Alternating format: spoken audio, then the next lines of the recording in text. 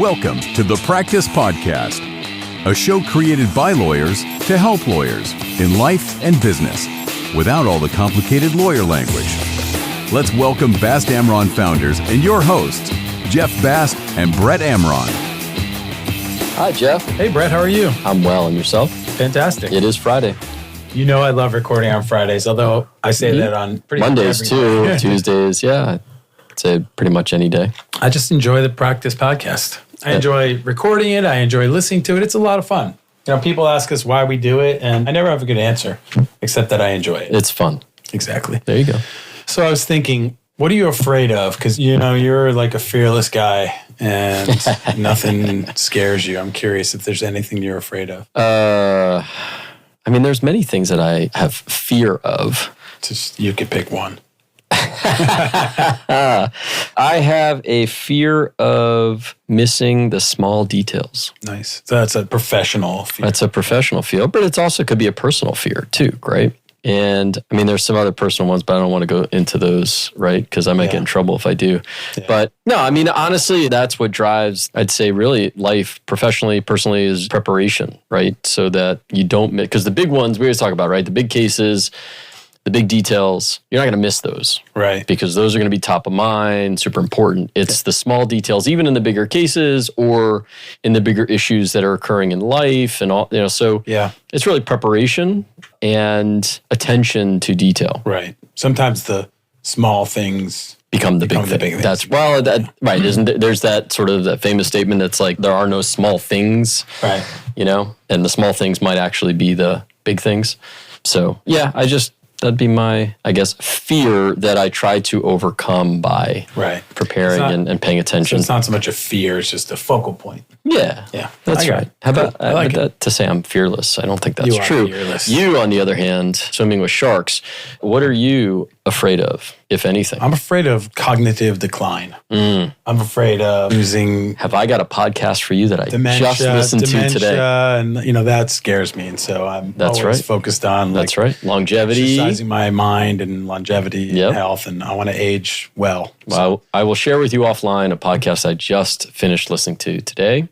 And obviously, we're both reading. You would share with me, but you forgot the name of it because you're in cognitive decline. No, I haven't. I'm kidding. I actually literally just finished it. Okay. I look forward to it. Thank you. All right. Hey, we have a guest. Maybe we should intro our guest. Let's wake him up. Addison Adams. Are you there? Addison Adams. Happy to have you. Addison Adams is the founder of Adams Corporate Law. He is an attorney who specializes in mergers and acquisitions for California-based businesses primarily. And he has nearly 3 decades closing deals, but his expertise is not limited to just M&A deals. He provides corporate insecurities, advice to all types of businesses from startup to exit for business owners, companies of all sizes across all industries. And his services include investor offerings, financing, contract negotiations, corporate structures, and general business matters. He is a true corporate attorney. Welcome, Addison. Well, thank you to have me here, Jeff, and thank you, Brett. What a privilege to be on your show and fun to listen to your podcast. So thank you. I appreciate that. I need to jump in for a second. Our listener doesn't see it, but we do because Addison is joining us from California, so it's on video. That background is like such a perfect background for like interview on TV. Like anytime you see a lawyer, and just to set the scene for our listener, there's a beautiful bookcase with drawers. There's some nicely placed books and a painting. Tell me about that bookcase. I mean, is that your home office? Is that your office? Where are you? Oh, that's funny. Thank you. So this is my home office. I work out of my house, as many lawyers do these days. And this is a dedicated office that's all the walls but the window wall have bookshelves on it. And it did come like this when I bought the house, except for I had all the wood refinished. And so it's got sort of a nice veneer over the wood. It used to be a standard yellow oak. Looks beautiful. And then a lot of the books, there was a law firm that went out of business, shut down when I bought the house. And I bought the house in 2012. And so I was able to pick up a whole bunch of old school case style books and treaties and all these kinds of things. And so the one on my left is the securities regulation, which is helpful. The red books on my right are mergers and acquisitions treatise. And then these blue ones are just California code. And if I were to pan up, you would see the California Appellate Reports and, Nice. kind of. Well, might I say, you used to use in the library, but no longer really do.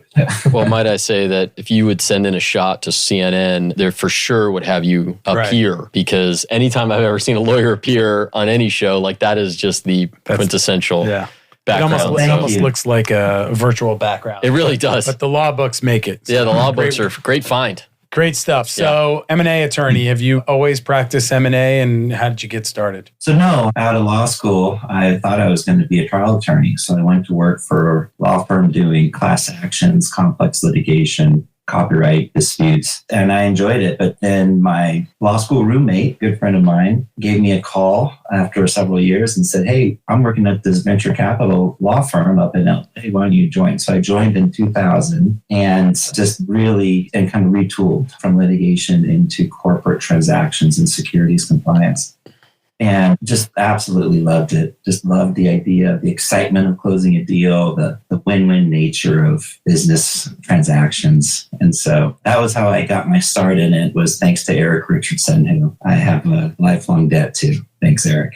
Yeah, it's amazing how many lawyers tell that story, how they started out on one path and just took a 180. But I would imagine the litigation background is helpful. Do you find it helpful to the corporate transactional practice? I do. I feel that the best lawyers have a certain amount of well-roundedness to them. And so finding the right balance of being a deep specialist, but also having a good understanding of other areas of the law, very important. As far as that age-old issue of book smart combined with street smarts makes for sort of good judgment and wisdom when you're giving advice to your client. So I feel all the time, I use the background that I've had in litigation, evidence, the idea of the risk of winning or losing and settlement value of cases as a way to assess the likelihood that this risk you've identified in the deal may or may not come to fruition.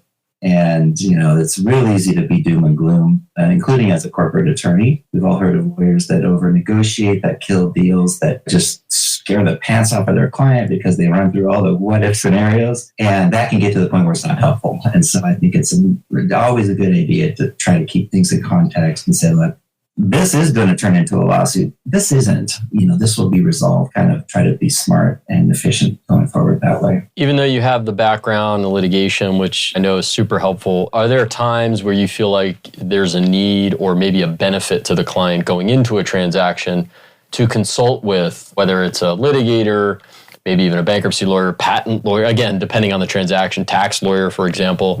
Do you feel like sometimes there's a need to do that, and that there are some lawyers that tell their clients, we don't need to do that. Let's just paper the deal and we're fine?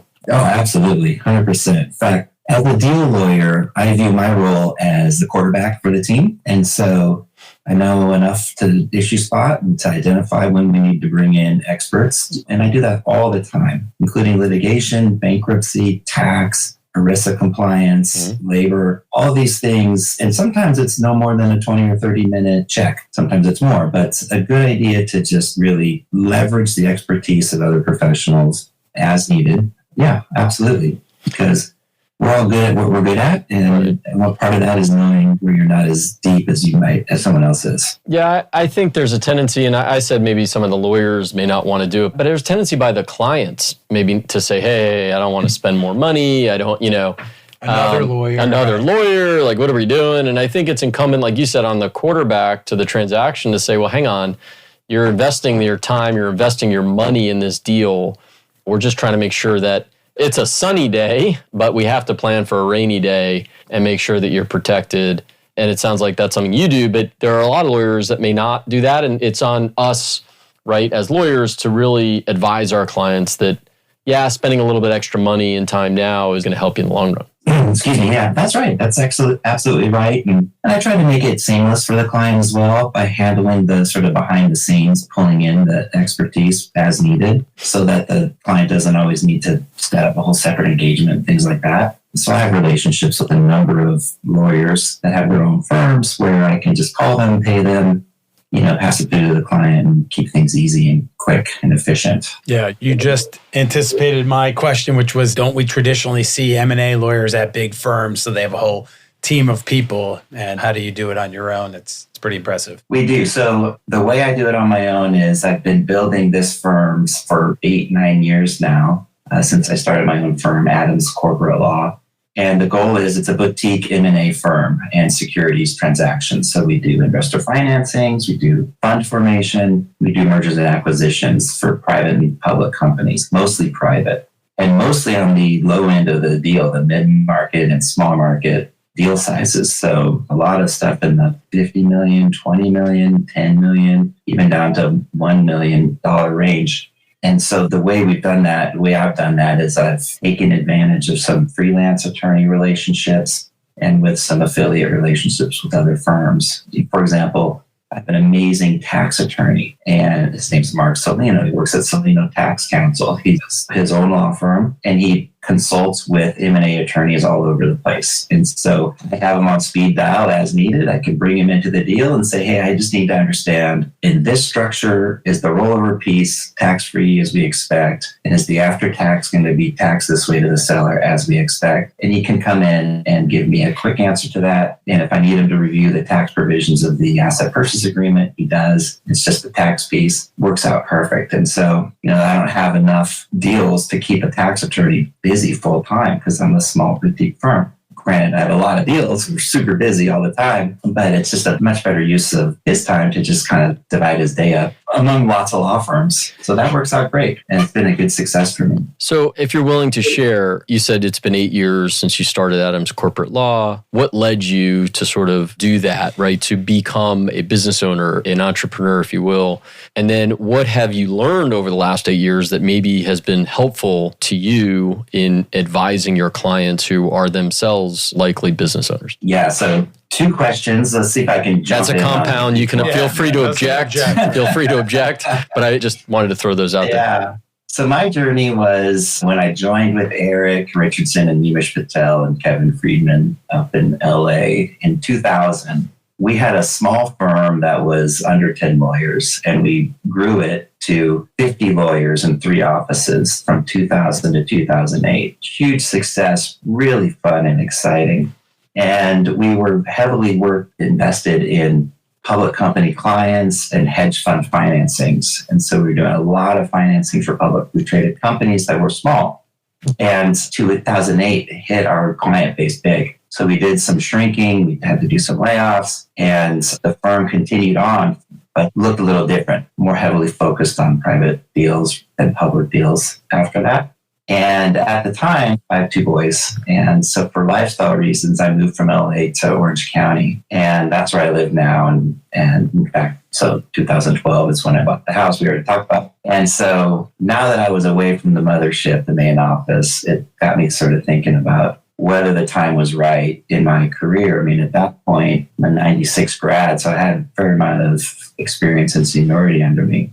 And so I started thinking about the math and economics, and I said, I think I can do this. I've got clients, I've got the skill set. I'm just going to see how this goes. And so I started my own firm, and I immediately realized, man, I should have done this a lot sooner. Because owning your own firm is a very different thing than having partners. And, it's not for everybody, but it definitely resonated with me. And so what I've learned is, as far as owning my own firm and from a practice point of view, and for the attorneys listening here, is I think I've always been a worker bee. I've worked my butt off all the time. I mean, all attorneys do. And I still do. And so one of the main challenges that I've always had and still have is with delegating the work, to try not to just do everything myself. And that's the thing over the last 8 years of owning my own firm that I've been getting better at year after year, is pushing more work to other people. And it helps to hire the best of the best and have a great team that can do it and do it right, and not need to have close supervision fixing mistakes of technical mistakes or just mistakes of judgment. So why is delegation such a hard thing to learn? Like, we all go through that, right? At various points as you grow as lawyers, whether you have your own firm or whether you're moving up as a partner or higher up at a bigger firm. The art of delegation is hard. It's hard to master. For me, that's for sure. It's kind of a different skill set. As a lawyer, you work, or maybe any professional, you work on honing a particular skill set, doing a deal, reviewing documents, and you get good at it. And now The skill set is teaching someone else to do that, or not teaching them, but advising them, guiding them. And that is different. And it's a little harder, at least initially. But if you don't do it, then they're never going to grow, and you're never going to grow as a leader. They're never going to grow as a practitioner, and you're never going to grow as a leader. So it's a challenge. Yeah, it's hard, right? I mean, it's the first step is being able to let someone else do the work. Right. And perhaps, by the way, and your hope is ultimately, right, that they become better than you at doing that work. Yeah. I mean, that's, you want to surround yourself with people who are smarter than you, who may become better than you at what you do. You just have more experience at whatever. But so that's a hard thing to do, which is to give it up. First, that is a hard thing to do. Right. First and for me, the second part of it was letting them do it slightly differently than I would have done it. Exactly. Right. As a style. That's say, right. well, they didn't do it wrong, but I would have done it this way. And then say, you know what? It doesn't need to be redone. It's great. Right. It accomplishes the same thing. It's a little different. That is, I think that is you hit the nail on the head there. The challenge is allowing someone else the freedom to do it their way, which is different than your way. And it may not be wrong. Right. Not wrong. And you have to trust, there's a certain amount of trust that, okay, their way is going to work too. And it may not always be apparent in the beginning. So with us as lawyers, right, again, you're running a practice or not, we always hear that when you teach, your kids and when you teach others that are coming up, younger people, you want them, they have to let them, right, either make mistakes or, have quote unquote failures, things like that. In our profession, that obviously takes on a whole different meaning.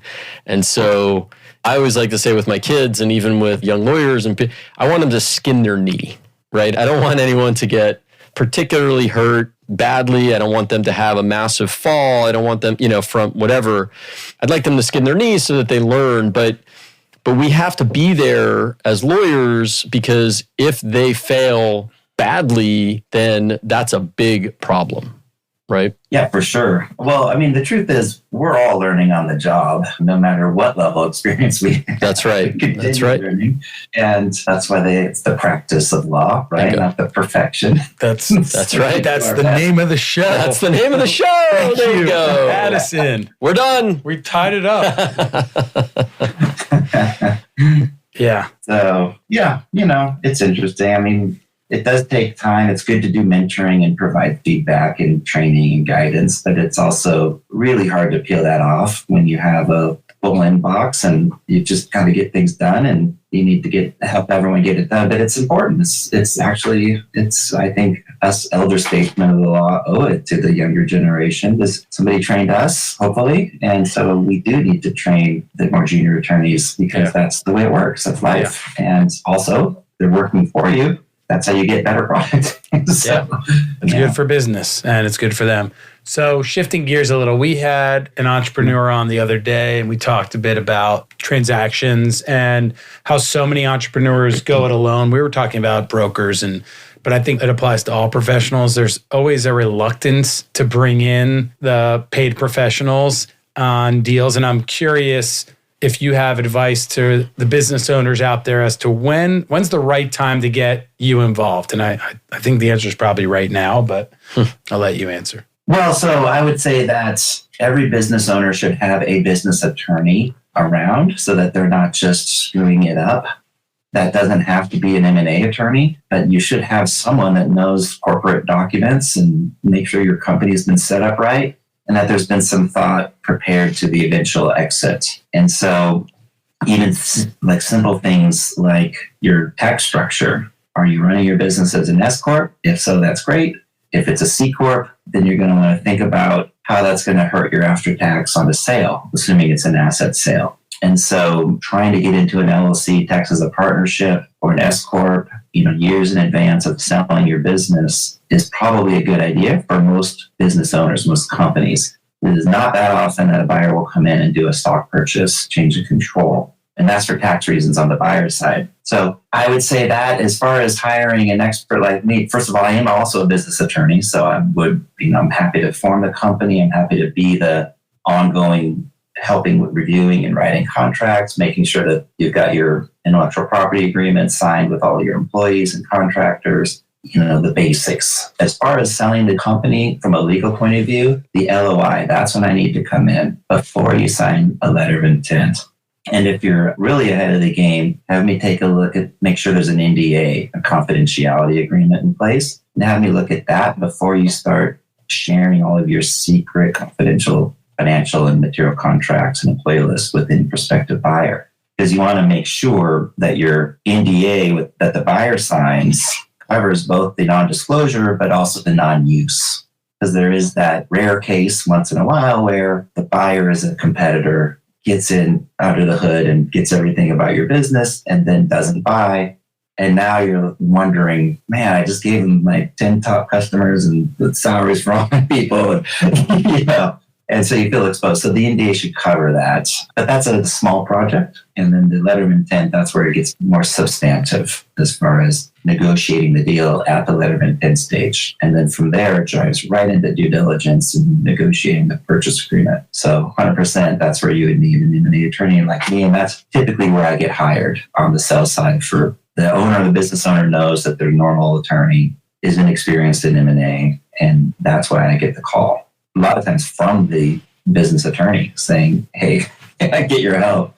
My long-term client is now being bought and we need someone that knows how to protect them. Yeah. And of course, not every deal closes. What percentage roughly do you see that just fall apart? Or maybe somebody withdraws? Or most deals, in my experience, do close. So the deals that fall apart are pretty rare, pretty unusual. And so I did have a deal fall apart late last year. We were at the 11th hour getting ready to close. It was a strategic acquisition. The buyer wanted to buy. The lender also wanted to approve the purchase, but there was a mezzanine lender up above the lender that at the last minute vetoed the deal and said, nope, we're not going to do this. And this was after, just a total last minute rug pull. And so that was unfortunate, but it happens.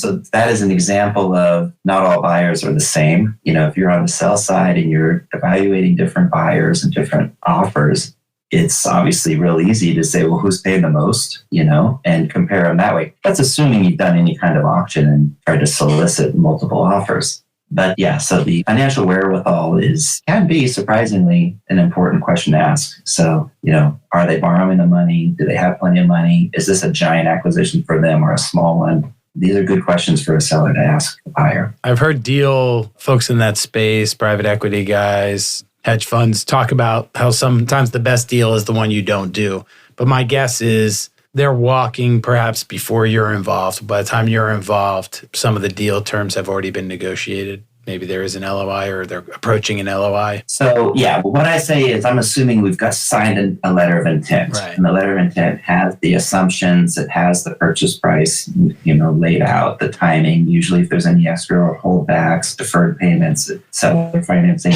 all that should be in the letter of intent. And so in my experience, more than 90% of deals close after you get to the letter of intent stage. Now, that doesn't mean that they don't morph and change. Of course they do, and a lot of times it's because the selling company has accounting that has something gets discovered. So the buyer, a lot of times, will do a financial diligence, they'll do a quality of earnings, they'll go through, and whether they told us or not, they've got some kind of multiple in mind off of EBITDA or revenue, something, and then they'll raise some issues and say, look, you're booking this wrong. You shouldn't have done this. That lowers your EBITDA.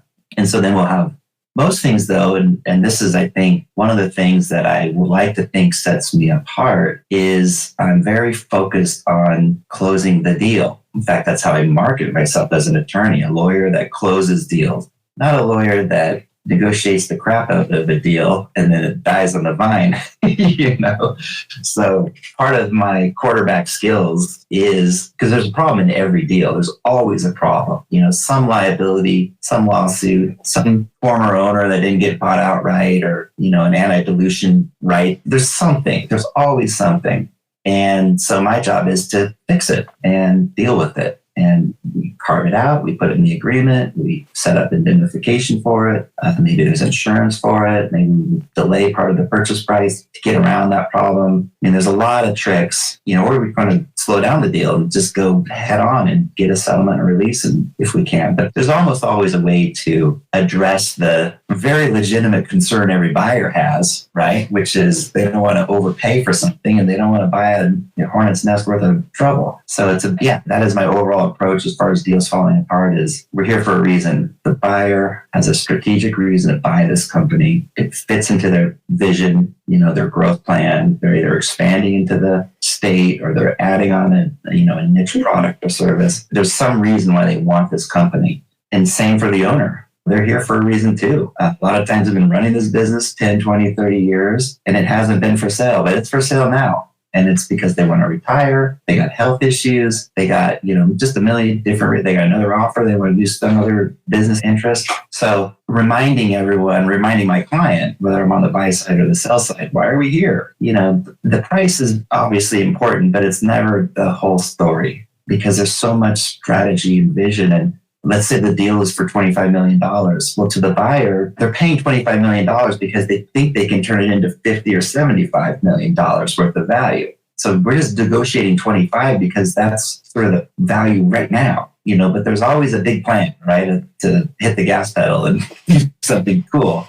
And the team that you're buying, if there's patents that you're buying, and the customer list you're buying, all these things are the catalyst, the leverage, or however you want to describe it. So, anyways, that's how I try to stay focused on the other side's interests, needs, goals, fears, and just tackle it head on. And let's get this, all out on the table, open, transparent, right? Comfortable. Integrity, what we're doing. So when we say the answer is yes, number one, no one's lying. And number two, they actually know the answer really is yes. Yeah. So that's what I like. I mean, we're not M&A lawyers by any stretch. We're insolvency guys, but a lot of insolvency cases have an M&A component of a buy or a sell in or out of bankruptcy. And I always enjoy that aspect because it's the one area where you're working together towards a common goal as buyer and seller, as opposed to litigation's always plaintiff defendant. Usually you get to a point where you're working together towards a settlement or some resolution, but consensus building it can be more fun or less stressful than battle. So let's continue to build consensus. Yeah. Consensus, what's the plural of consensus? Consensi. Yeah, there you go. Okay. Consensi. I like that. There you go. Addison, the consensus is that this was a lot of fun. And I'm sure that whoever out there is listening to this episode will love it. And I expect that they're going to, as a result, as a sign of gratitude and to show us their love, they're going to give us a 5-star review. They're going to share this episode with their friends and family, maybe some of your friends and family, Addison, and subscribe. If you like the show, please subscribe. Tell all your friends and family about it, and we will see you next time on The Practice. Wow, well done, Jeff. You like that? Good readout. Thank you, Addison. This is fun. Nelson, thank you as always. That was so great. Thank you, Jeff. Thank you, Brett. I have subscribed already, and I look forward to your future podcast. Thanks again.